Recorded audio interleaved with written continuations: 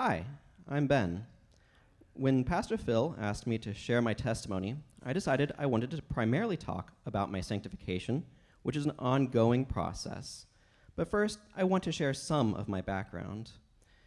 I grew up in a Christian home, from my perspective at least. The full story is more complex, but it's mostly my mom's story. I was baptized in 1999 when I was 11 years old, and when I was in college, I decided to get a ring to commemorate that baptism. After all, people get wedding rings to commemorate that commitment, so why not a ring for a more significant commitment? I've worn the silver ring on my right ring finger ever since then. But back to sanctification. This is the process by which we are transformed to become more like Jesus. You know how you become more like the people you spend time with? I think that's a key part of how sanctification works. The more time we spend with Jesus, the more we become like him. In my experience, prayer and Bible reading are important ways of spending time with Jesus. The change that comes through sanctification is often slow, a steady transformation over time. An example of this kind of change I've noticed in myself is a change in tastes. This is especially true regarding humor.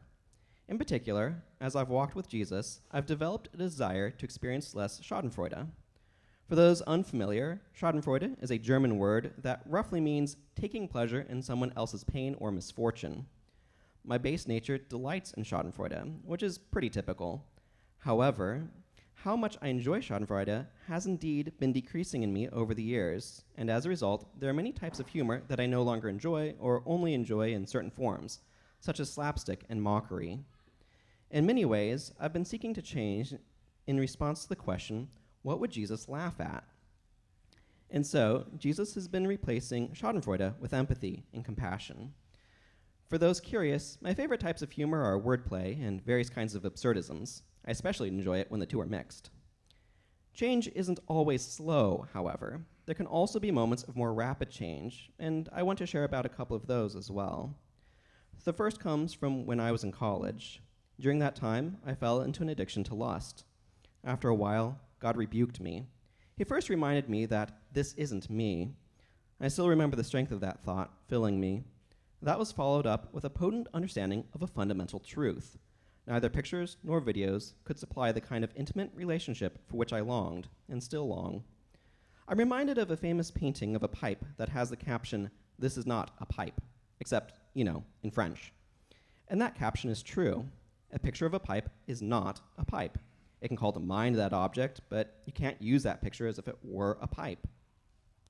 So, while I can and do enjoy the aesthetic or artistic appeal of some images, that's basically all the more I can get from them, and thinking they can be anything more than pictures is a falsehood that the truth of God has smashed. Another big moment for me comes from several years after I'd graduated from college. At the time, I was working on a game with some friends.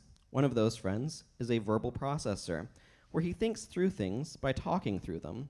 I had a habit in those days of trying to finish other sentences, which I now think was a way to try to show off how smart I was, because I needed to appear smart to reinforce my identity and value as a human being. I wasn't doing this intentionally either. I'm not really sure when the habit started, but regardless, my friend had had enough and called me on it. Thankfully, God had done enough work on me by that point that I was able to receive the rebuke well and change my ways. I've continued to see transformation in my life over the years as I've walked with God. There's so much more I could talk about, but I think I'm going to close by sharing what God is doing in my life right now. I think I describe the current theme of my life as patient healing. It's been a journey of introspection, of peeling back the layers of my own self, as God leads me to uncover scabs and scars so that I may heal properly from my own past. This world has a way of banging us up, no matter what those who cared for us intended or desired. I'm learning to trust God patiently and to grasp the significance of the many times the scriptures tell us to wait on the Lord, a notion that's difficult in the face of go-getter, proactive American culture. If you have any questions, feel free to ask me after the service. Thank you for listening, everyone.